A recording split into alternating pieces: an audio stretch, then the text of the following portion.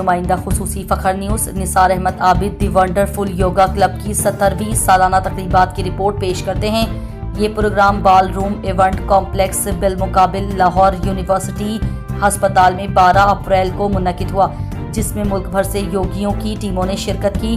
یوگا ٹیموں کی group photos سب اطراف آویزہ تھیں، جن میں ایک ایک یوگی نمایاں نظر آ رہا تھا۔ اس بڑے اور منظم پروگرام میں پیٹرن چیف دی wonderful club engineer Muhammad Azam صاحب مہمان خصوصی تھے، جو یوگا کے ایک پیراگون سمجھے جاتے ہیں۔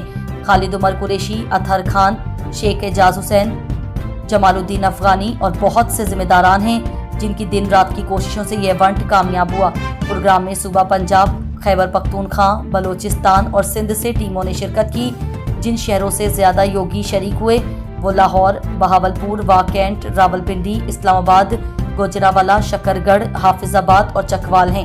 بتایا یہ گیا کہ لاہور کا یوگا کا یہ سالانہ پروگرام کراچی سے بڑا اور منظم رہا، جس میں 1800 مرد و خواتین نے شرکت کی۔ اسٹیج سے پیغام دیا گیا کہ کسی کی بیماری میں مدد کرنے کے بجائے انہیں بیمار ہی نہ ہونے دیے جانے کی کوشش کی جانی چاہیے۔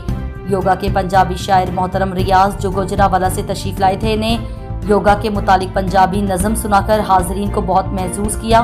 پاکستان کے سب سے پہلے یوگی ڈاکٹر بابر نے پیغام دیا کہ دوسروں کے سامنے سے رکاوٹیں دور کر دیں تو خوشیاں خود ہی مل جاتی ہیں۔ زونل ہیڈز اور چیپٹر ہیڈز کو سرٹیفکیٹس اور تحائف پیش کیے گئے۔ آخر میں پرتکلف کھانے سے پروگرام کا اختتام ہوا۔ یہ اہم پیغام ساتھ لے جانے کے لیے دیا گیا کہ یوگا سے صحت کا سفر جاری رہے گا۔